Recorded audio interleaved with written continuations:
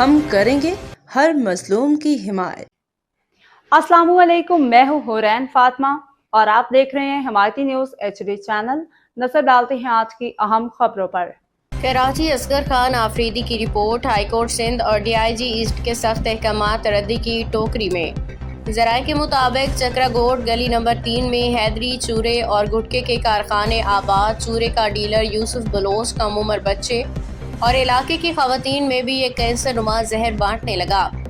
علاقائی ذرائع کے مطابق مذکورہ مبینہ منشیات فروش یوسف بلوچ اور اس کے بیٹے ارشد کی جانب سے ماضی میں SP لانڈی کی ٹیم پہ ہوائی فائرنگ اور پتھراؤ جیسے واقعات کی اطلاعات بھی سامنے آ چکی ہیں۔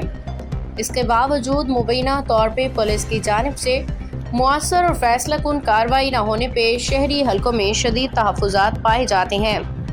SHO تھانہ زمان ٹاؤن ایاز خان کے ساتھ ساتھ اسپیشل برانچ اہلکار بھی خواب خرگوش کی نیند سو رہے ہیں۔ چکراگوٹ تھانہ زمان ٹاؤن پولیس کے لیے نو گو ایریا بن گیا ہے۔ علاقائی ذرائع کے مطابق مسلسل نشاندہی کے باوجود بھی تھانہ زمان ٹاؤن پولیس کے کانوں پہ جون تک نہیں رینگی۔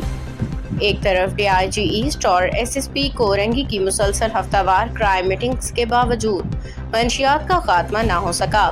عوامی سماجی حلقوں میں یہ سوال بھی شدت اختیار کر رہا ہے کہ آخر کن وجوہات کی بنا پر قانون نافذ کرنے والے ادارے اس معاملے سے میں مکمل طور پہ حرکت میں نہیں آ رہے ہیں۔ کیا بعض عناصر قانون کی گرفت سے بالاتر سمجھے جا رہے ہیں؟ علاقہ مکینوں نے DG ranger Sindh, IG Sindh, additional IG Karachi, DIG east اور SSP کورنگی سے پرزور مطالبہ کیا ہے کہ خدارہ اس یوسف نامی چورا ڈیلر کے خلاف فوری قانونی کارروائی عمل میں لائی جائے اور غیر قانونی حیدری چورے اور گٹکے کے کارخانے کے خلاف فوری نوٹس لیا جائے۔ اس زہرنما کینسر کی وجہ سے علاقے کے نوجوان، بزرگ، کم عمر بچے اور خواتین اس موذی مرض میں مبتلا ہو چکے ہیں۔